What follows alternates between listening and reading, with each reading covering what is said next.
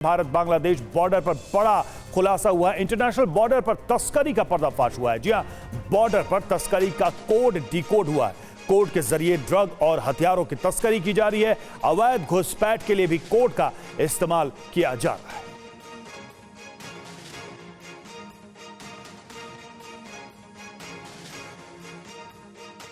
तो भारत और बांग्लादेश के बीच विवाद का मुख्य कारण सीमा पर बाड़ेबंदी है।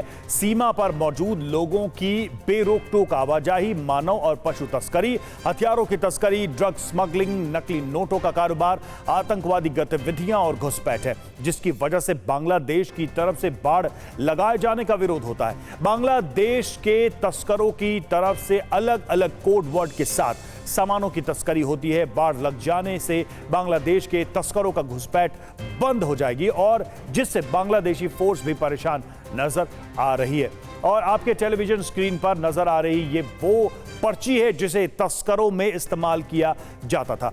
इसमें घर के सामान का जिक्र है और यही वजह है कि कहा जा रहा है कि कोड वर्ड्स यूज किए जा रहे हैं तस्करी के लिए बांग्लादेश से आ रहे तस्करों के द्वारा।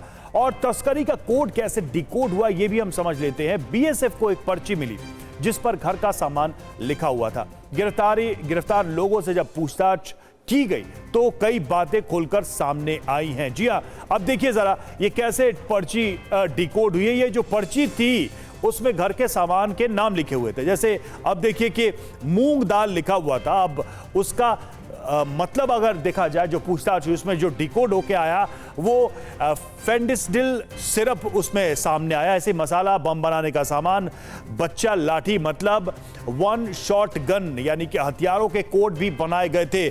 छोटी मशाल यानी पिस्टल और बड़ी मशाल यानी पाइप गन। आप देखिए हथियारों के लिए भी घर के सामान का कोड यूज किया गया था। और गोलियों के लिए बैटरी, ये कोड वर्ड था। बैटरी यानी कि गोलियां, ये कोड वर्ड इस्तेमाल किया जा रहा था तस्करों के द्वारा। जो उनके पकड़े जाने के बाद जब बीएसएफ ने पूछताछ की तो ये खुलासा हुआ है।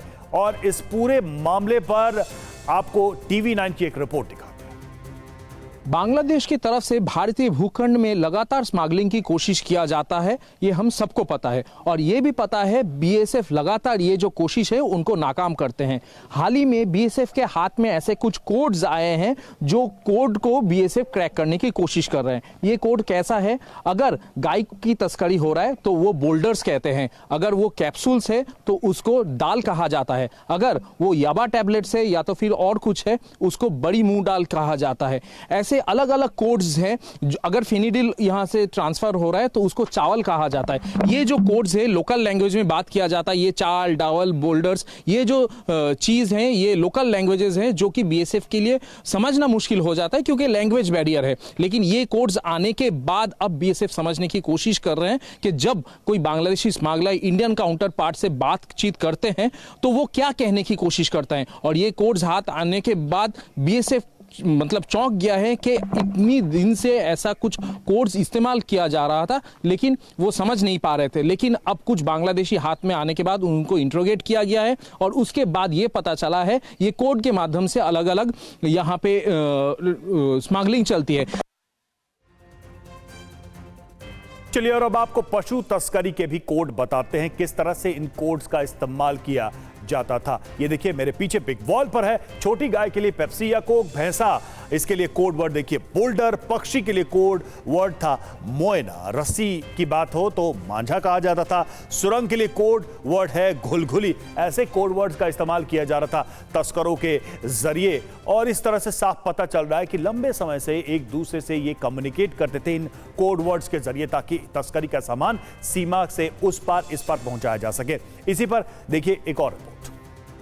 इस वक्त मैं हूं बांग्लादेश और भारत की जो इंटरनेशनल बॉर्डर है, भारत के ज़मीन पे मैं खड़ा हूं और मेरे पीछे यहाँ पे बांग्लादेश बॉर्डर से ये वो नॉन फेंस जगह है जहाँ से काफ़ी ज़्यादा स्मगलिंग की कोशिश किया जाता है लेकिन बीएसएफ उसको नाकाम कर देते हैं। लेकिन यहाँ पे कहा जा रहा है कि हर वो चीज़ जो बाजार में बिकता है उसका स्मगलिंग होता है क्योंकि बांग्लादेश में वो चीज़ कम है और भारत में वो चीज़ ज़्यादा मिलती है। लेकिन बीएसएफ के हाथ में ये जो सुराग लगे हैं इससे ये कहा जा रहा है कि आने वाले दिन में स्मगलिंग को बहुत अच्छी तरीके से यहाँ पे रोका जा सकता है। कैमरामैन अभिजीत के साथ Ravishankar, TV 9 Bharatvarsh, India Bangladesh border. और कोड वर्ड्स की ये पूरी डिक्शनरी कैसे काम करती है, ये भी जानना आपके लिए बेहद जरूरी है कि कैसे ये पूरा प्रोसेस यूज किया जाता था, ये तरीका, ये टेक्निक या ये कोड वर्ड्स का पूरा सिस्टम कैसे बनाया गया था। तो बीएसएफ को एक पर्चा मिला, उस पर लिखा था दिल आरडी बर्मन बिहान। ये देखिए मेरे पीछे बिग वॉल पर आप देखिए ये कैसे लिखा हुआ था। तस्करी के ये सारे कोड हैं, दिल यानी फेंसिडिल और आरडी बर्मन यानी होल, बिहान यानी सुबह सुबह, ये सारे कोड्स हैं। पूरा मैसेज अगर इसको हम मिला दें तो देखिए कैसे ये पूरा सेंटेंस बन जाता है। फेंसिडिल होल में है, इसे सुबह जल्दी इकट्ठा करें, क्योंकि ये सारे वर्ड्स थे, इनको अगर जोड़ा गया तो पूरा सेंटेंस उस पर्ची में बनता और इस तरीके से ये मैसेज डिलीवर होता था दूसरी पार के तस्करों को। ये सारे कोड वर्ड्स यूज किए जाते थे, जिसको बीएसएफ ने अपनी पूछताछ, अपनी तलाशी, अपने अभियान में डिकोड किया और साफ पता चल रहा है कि एक लंबे समय से इस प्रोसेस का, इस प्रक्रिया का इस्तेमाल किया जाता था।